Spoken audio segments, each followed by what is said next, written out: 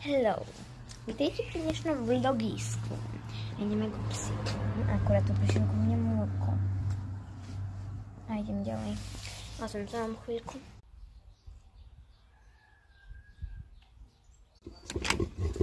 Čaute, pupičkovia. Musím jednu vec spraviť teraz. Dať psíkom vodu. Úloha splnená. Pes pije. Beky. Áno. Tak, psíkovia sa bijú, ale ja vám to tu ukážem. Tu máme nejaké malé X-ko. Tu tiež máme jedno. Tu máme taký krásny slalom. Všetko, čo tu mám nachystané, nechcem ich unaviť, keďže nemakajú. Makajú raz, dvakrát, trikrát do týždňa. Ale väčšinou z chlusu teraz robím.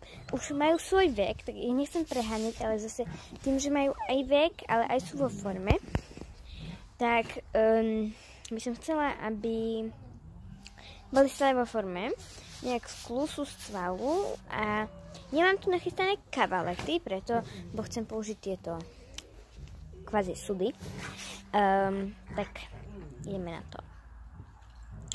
Idem prvé asi z Beky.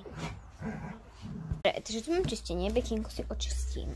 Tu mám postroj, ten na krokovanie, aby si zvykla, že mám niečo za zadkom. Tu náš kvázi skokový postroj. Ideme na to. Beky?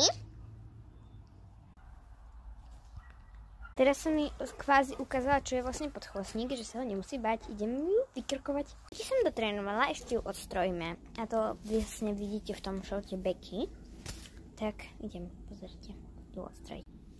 To prišiel? Rončo, idem si ho očistiť. Pán je nastrojený a zvyšok v šorte Roky ho odstrojiť. Ďakujem, že ste sa dostali až na koniec tohto dnešného minivlogu a určite si pozrite tie dve tréningy. Vidíme sa v ďalšom videu. Čaute!